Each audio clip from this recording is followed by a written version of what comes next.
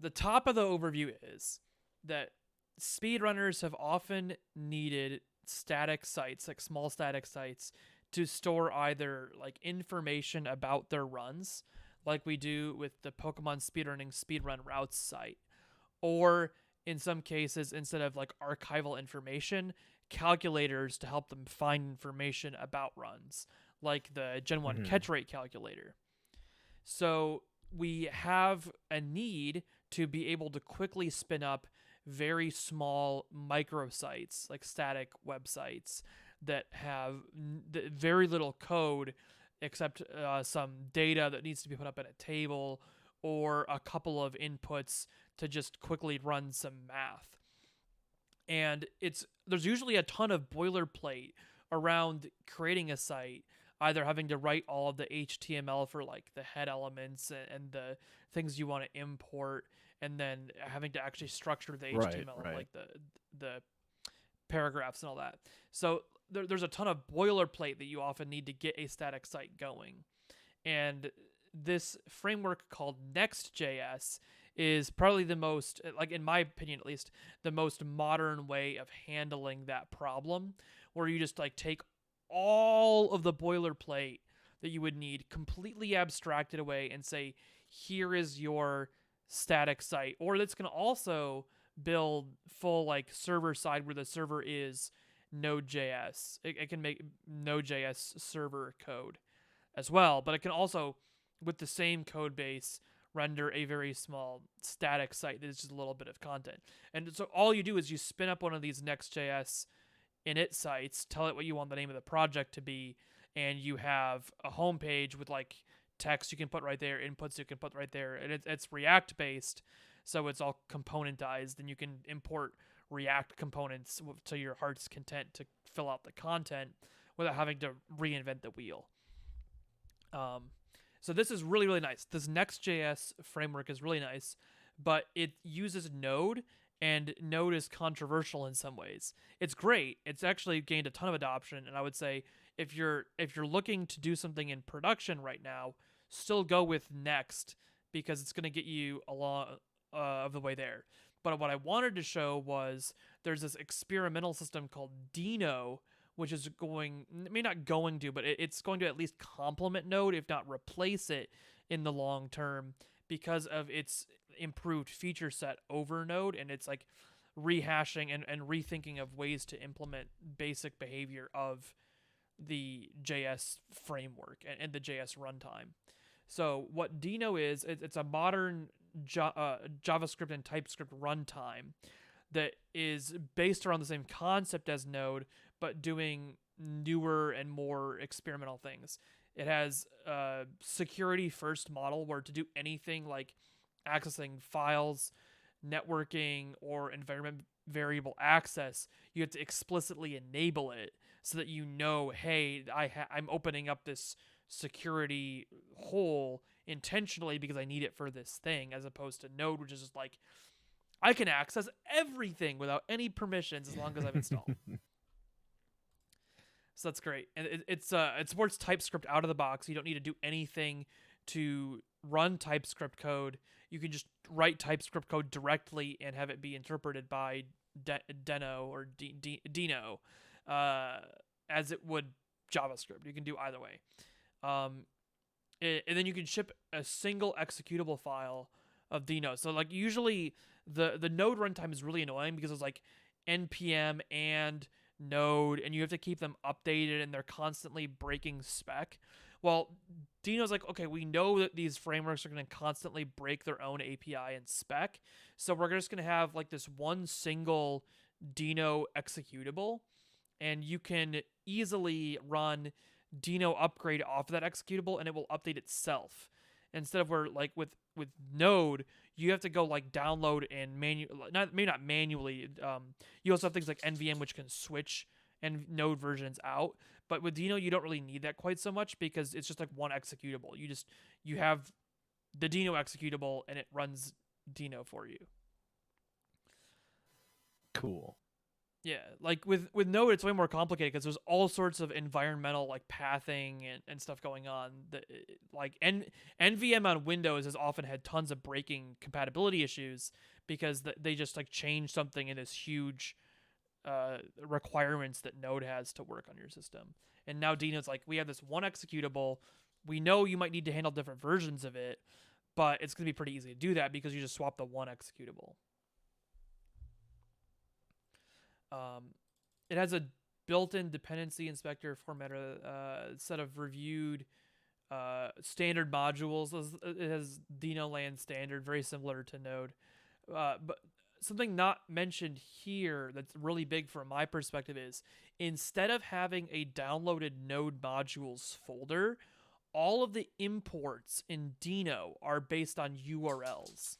So if you want to import React, you import a URL to the React like public JavaScript library, not like an npm package manager. You don't like import React from npm. You just say import this URL that has the React code on that at that point on the URL. So this is extremely useful because it means, for one, you can have modules for any JavaScript code or TypeScript code. It doesn't have to be something in npm. It's completely decentralized. You can put it on any server host, any system you want. It can import from anything. You could have like a production website completely unrelated to what you're doing, and you can say, I want to import their JavaScript library and use it for some purpose. Jerry's bothering me a second. Hold on. I think he might need some attention after I finish the video, but I think he's good for now because I took him out pretty recently. Yeah, so that's the concept behind Deno. Is we're gonna replace this terrible common JS module system with native JavaScript modules. Works completely the same way and transparently in the web. So you can run almost all Deno code in the web just as you could on your file system locally, because it's based on the same V8 JavaScript engine as Chrome, and it uses things like these ES6 native modules so that all the code is the same as it would be in the browser and your local dev environment. So that's the concept behind Deno. Now, if Next.js is based on Node, well, it's not going to be really easy to use Next in Deno. So what someone did is they created this program called Aleph.js, which is the same concept as Next.js.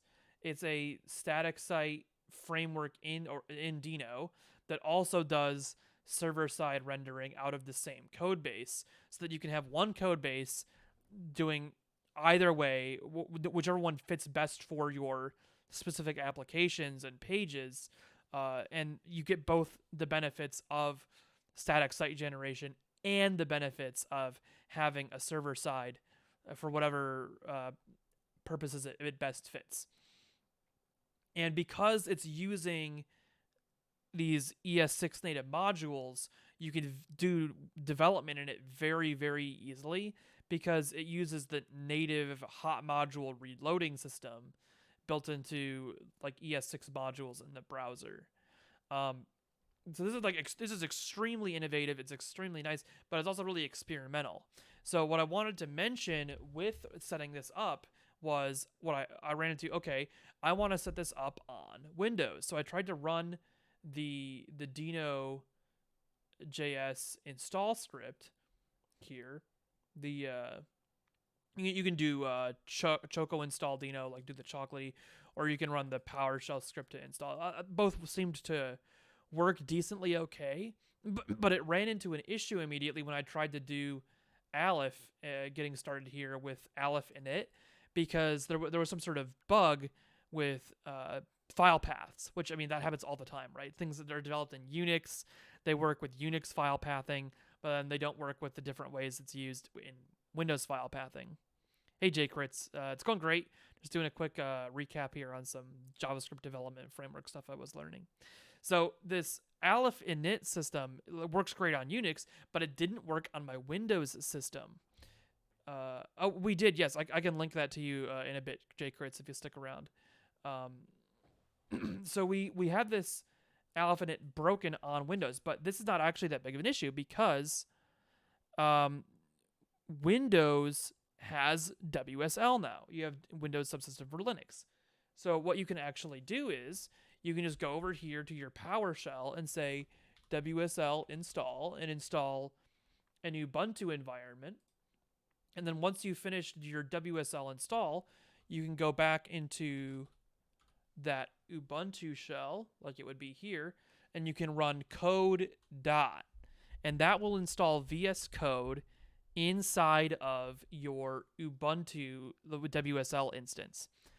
Then what that will do is it will open up this VS Code instance with this WSL Ubuntu down here, and now you are remoting VS Code into a VS Code instance running inside the Windows subsystem for Linux. So just to translate what that all means is it means you are running Linux VS Code on Windows, so that you can run with these apps like Deno without having to worry about the incompatibilities in experimental programs as they get built to be more stable on Windows. So I went over here, I did Aleph and it on an application here inside of the WSL environment, and what you'll see when you do that is you'll be in like the home folder. So you can see when you do file open folder here, it has home and then Travis. So you'll be like in this home Travis folder. And if you do Aleph and knit there, it'll create the folder inside, and then you'll want to do like open folder and open into that folder inside there. So that's just to be clear, Aleph init. And you may need to, before doing that, run one of these installs. So you'll need to do either Deno run A and then in the install script, or land Aleph if you have land installed, which is kind of like your npm. You don't need to use it though, because like I was saying, Deno has the system for getting modules directly from URLs. So you don't need to have an npm or a land. You can just go grab Aleph and install it directly. And then once you have this up here, you can run your Aleph in it. Then you have your code, and you'll have something that looks a little bit like this code base here. Then after that, you can run Aleph dev, and you have your server ready, and you can click it over, and you can open that just as you would on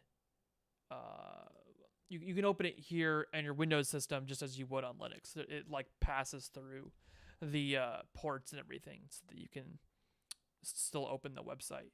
So now here, this is the same site that I had implemented previously in Next.js for showing the state of our Gambat's test runner for task tests. You can see how it's doing on all of these tasks in the current builds of libgambat, and you can see how it's still getting to the end of all of these tasks, except for a couple places where we know it's breaking. As you can see here, it's getting to the end of this task, the end of this task, the end of this, all these tasks. And we have that automated, and then we build the system automatically out of the image results by using one of these static site generators. And I'll just give you guys a quick overview of how that code ends up working in Aleph.js. So, I closed something I didn't mean to close. I will want to file open. Like I was saying, you can open home and then your username and then the folder. And then once you get into here, you'll have a pages folder with an index. So the way that routing works in Aleph, you want to put different folders. So if you wanted to have like a blog posts index.tsx, if you put a similar set of code here into blog posts index.tsx, then Aleph would give you a route to pages blog posts that is similar to the way we currently have pages, just the root index.tsx rendering on the site. The way that you configure the root path is really helpful. If you look at Aleph config ts, I use GitHub pages usually when I'm hosting microsites. So I put outputter to docs so that this docs folder can be checked in. I add the no Jekyll file so that these underscored directories are interpreted correctly in underscored files. And then I added the base path of the name of the site so that when you go to, I believe it's Ty73 GitHub. So this is the old one in Next.js.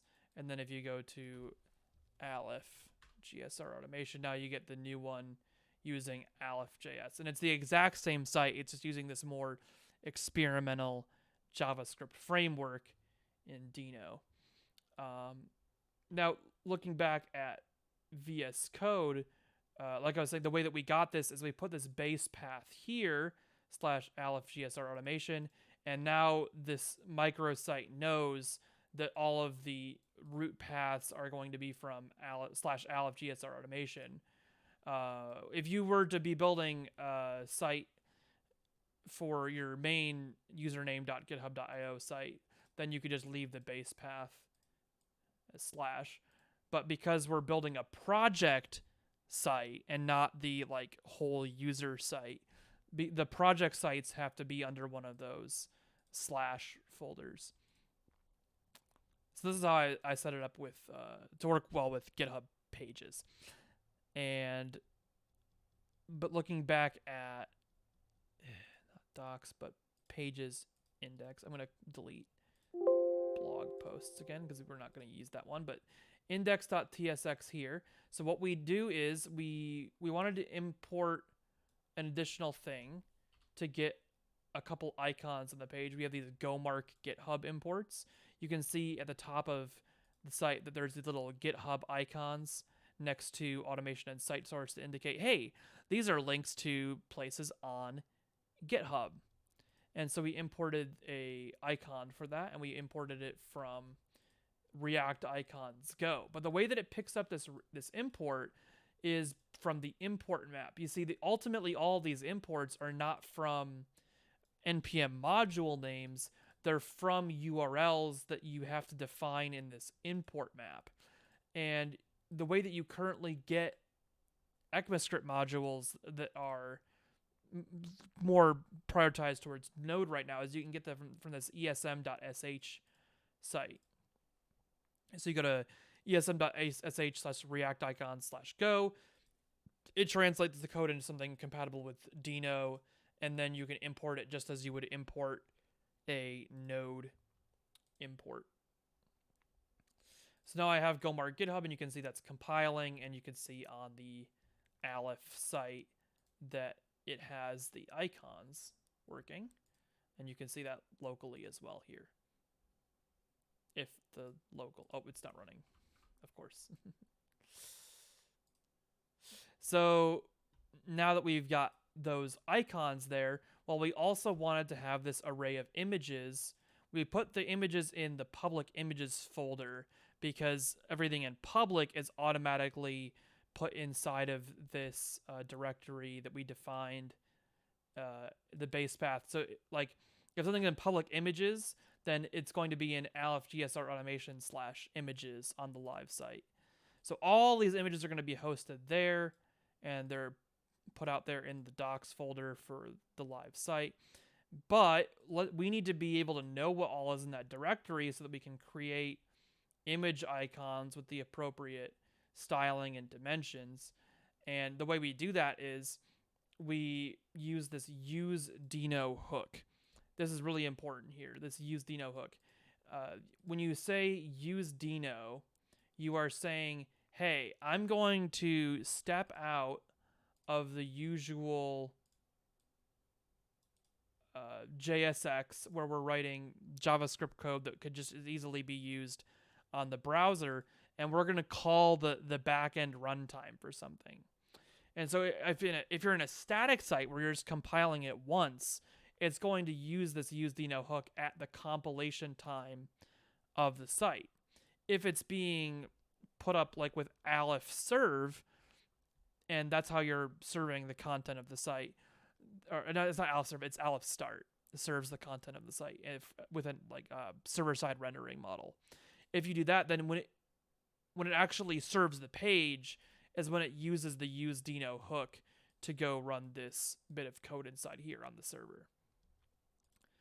So what we can do is we can say deno.readDirsync, so read all of the directories and public images, directories and files, and then we map that to just the names, because all we need is the names of the images to know which ones we have.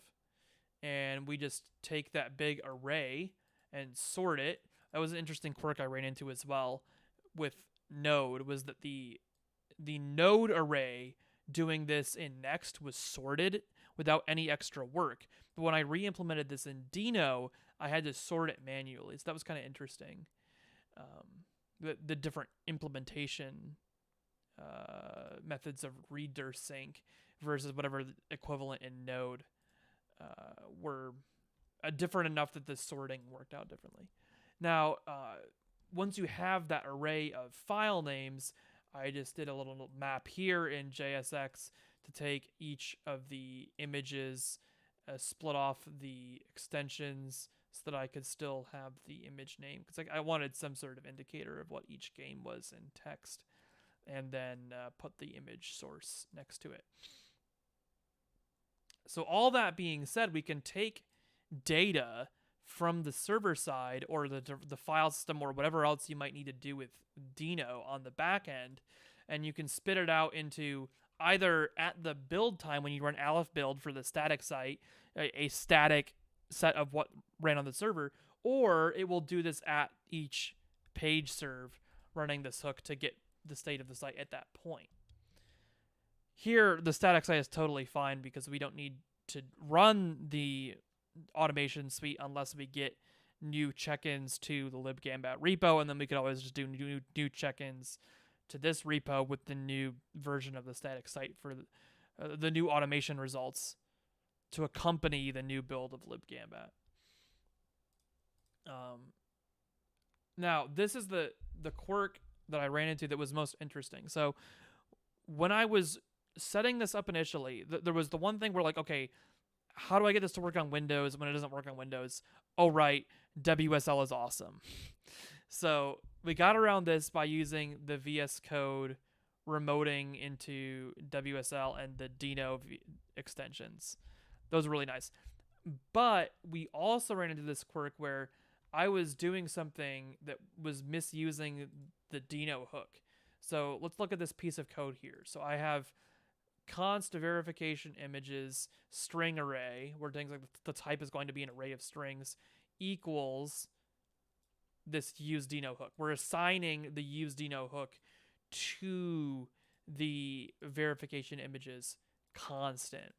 And what I was doing before where it was not working was I was saying this is going to be just an array, and then afterwards I ran this, and instead of returning the dir entries, I did a push into the verification images array. And so whatever I was doing, having this use Deno hook just called directly and not set as the value of a variable was very illegal.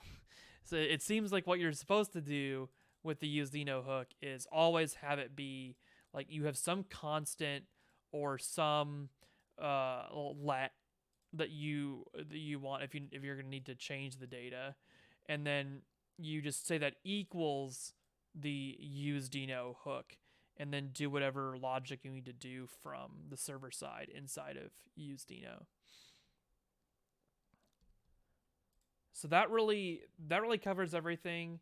That's my high level overview. This is really cool. It's pure ES6 modules, a system for doing that, and having all the boilerplate taken away into these ES6 modules, but also avoiding the pitfalls that Node has doing the older CommonJS modules and the more loose permissions model and all those other things we talked about, differences between Node and Deno. So that's where I'm going to wrap the video for YouTube.